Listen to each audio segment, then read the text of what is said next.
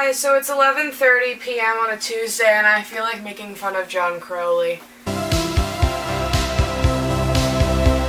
So listen, I was once again thinking about the part in The Goldfinch where Theo has a metallic taste in his mouth, and his mouth wasn't bleeding, but Boris's mouth was bleeding, and it's just hilarious to me always that John Crowley read that and was like, that sounds incredibly platonic, I don't know about you. Bright sun woke me. We were in my bed, wet hair, half-dressed and shivering in the air-conditioned cold, with Popper snoring between us. The sheets were damp and reeking of chlorine. I had a shattering headache and an ugly metallic taste in my mouth like I'd been sucking on a handful of pocket change. Who the fuck had a split lip the night before this? Boris Pavlikovsky. I was thinking of this, right?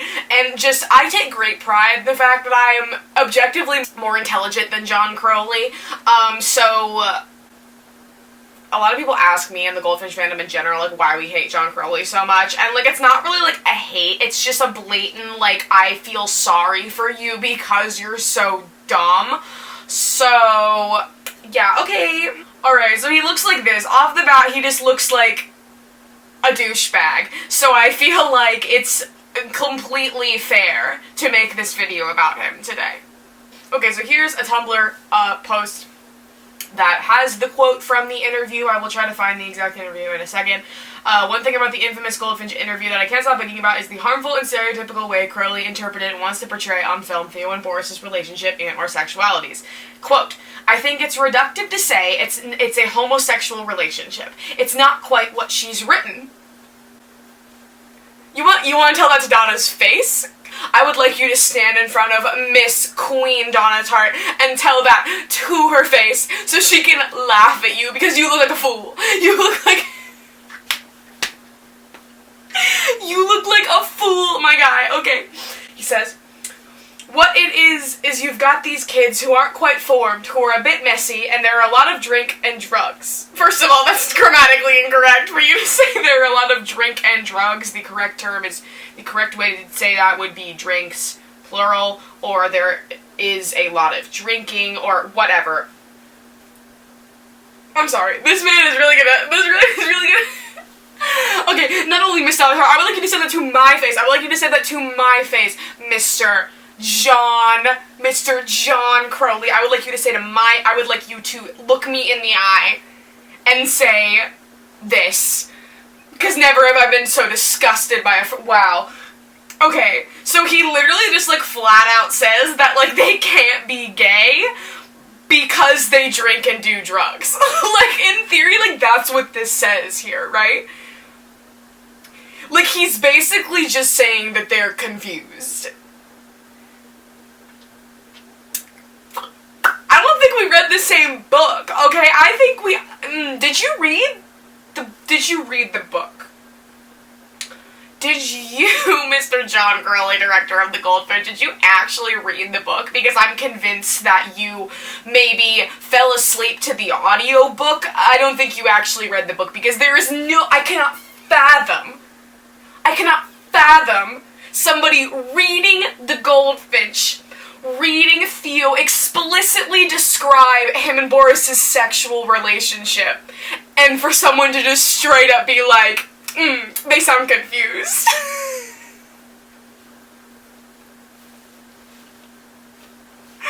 I'm sorry, John. Are you saying that you just, like, had sex with your homies when you were a teenager? Is that what you're trying to say? No one in their right mind. Came together. I had read the book for pleasure. Sure. Oh, so you did read the book! You did! See, I didn't get that. There was nothing that indicated that you actually read the book. So, I just, assumed that you didn't. Thank you for clarifying. I really appreciate it. Okay. Brooklyn, and, loved it. You loved it! You loved the book! Oh! You did! Really? You love the book? So, why are you just disrespecting Theo and Boris's characters? Like, if you love the book, why do you not care about their sexuality, which is, like, a big part of the plot, my guy? What? You love it, oh, you love it. Oh my god, So, like, Mr. John Crowley thinks that Theo and Boris' sexualities and whether their relationship was homosexual is reductive, but also read the screenplay, where, as we can assume, had the kiss, the Potter scene, the forehead touch, the saving Theo from committing suicide, all of that, and you were still like, yep, looks pretty straight to me, passes my flying colors, I'm sorry, wait, who wrote this script? Peter Strong? Listen, thank you, I would like to personally thank you for putting up with John Crowley's bullshit. Yeah, thank you, and just you, thanks. Who is this man? Who is this man? He directed the movie, I've never heard of this man. I've never seen this man in my life. I don't know who this man is. I'm bored, he's boring. I think I found it.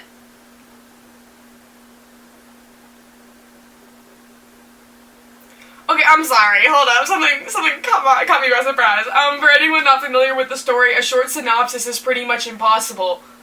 And yet the critics said it has no plot?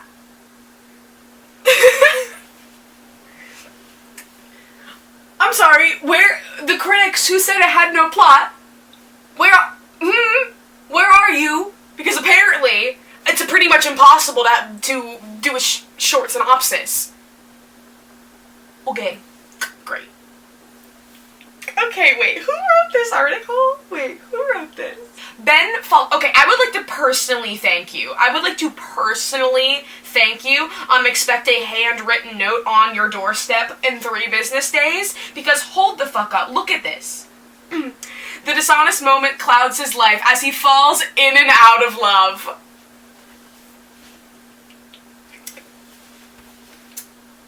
You know what's up. Listen. Dang, I'm so sorry. You had to personally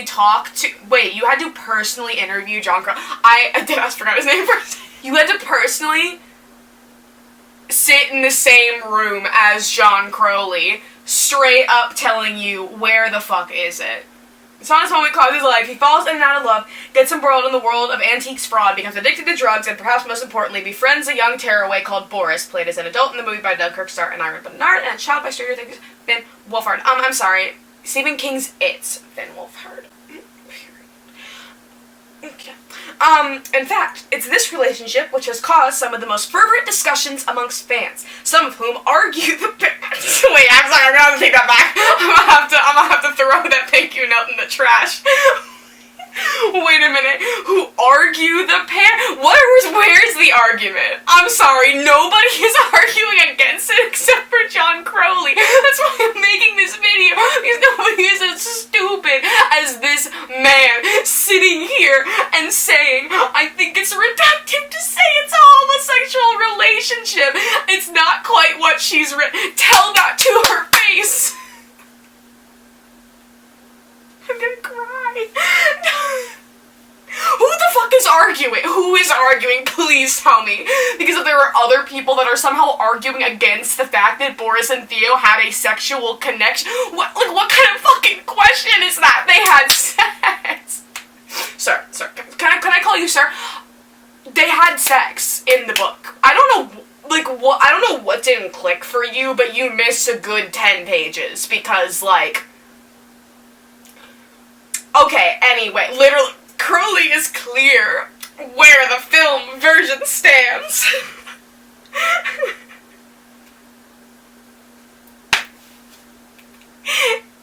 He points to the fact that they're not attracted to each other when they meet again as adults.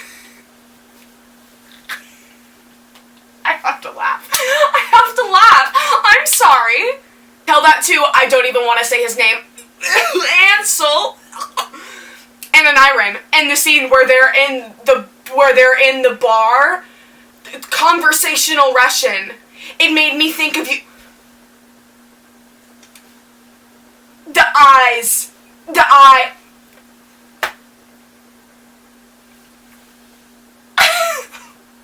I'm sorry, are you on the same drugs that Theo and Boris were on? Because frankly, something's not clicking. The big transformative emotion in this book, and maybe in a lot of Donna Tartt's other writing, is friendship. Okay, we're going there, are we? I'm sorry. You can have romance while also having friendship. Just because you have a romantic connection doesn't mean you don't have a friendship connection. Like, nobody is saying that Boris and Theo are best friends. They are best friends. They're also in love. I'm sorry, John. Do you have sex with your homies? Is that what you're saying? Because frankly, what do you do with your homies? Oh, what do you do with your homies if you're saying that?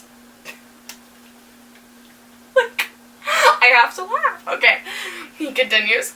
I don't mean that in a sentimental way. I mean that in a complex way. Dude, there is nothing complex about the fact that Theo and Boris are friends.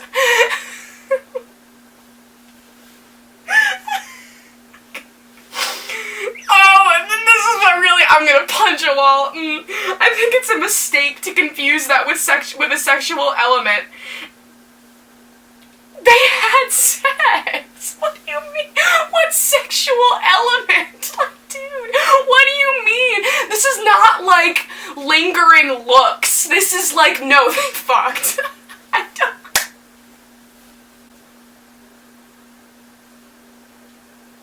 Like, what? Okay. And it's certainly not what we led into. Well, clearly not. Clearly not, because the movie says otherwise. You literally took out the kiss with Pippa. And Theo didn't even kiss his fiance. The only person Theo kisses in the movie is Boris. You also took out Kotku, Boris's girlfriend, in the Vegas era. And you took out Boris's wife. And you had the forehead. That might have been an Iron's choice. But it was there nonetheless.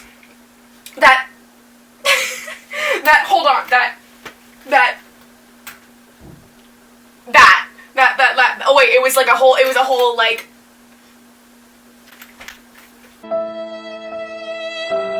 Imagine how tired I am. Imagine how fucking exhausted I am. Alright. What we led into was the bond that happens between these two slightly lost kids in this strange suburban environment. That bond was sexual, my guy. Nobody is saying that it was not based off of friendship. But friendship, it was not, ultimately.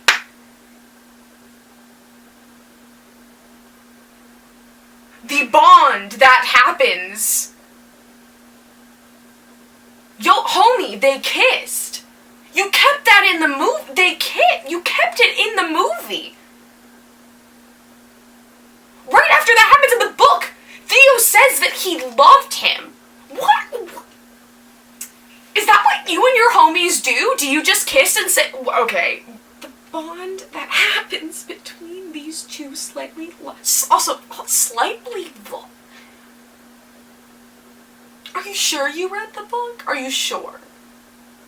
Can someone fact check that for me? Does someone have evidence that John Crowley read the book? Because I'm not convinced. What a loser. He's literally... Oh my god. He's such a loser. Let me just look at this man. Let me just straight up laugh at this man. I was very struck by was it felt to me like a very original study in grief. And the whole... Cool! So we're gonna talk about grief? And you don't realize that a big chunk of Theo's grief in the second half is the fact that he had to leave Boris. You're dumb as hell. You're dumb as hell. You're dumb as hell. Oh my god. Young boy gets stuck in his grief and begins to fuse his grief with this object. But the object that represents his emotional core that was stolen by Boris Pavlikovsky III. You gonna tell me that's platonic too? You're gonna tell me that it's platonic? You're gonna tell me that it's platonic, that Boris is in possession of Theo's emotional core?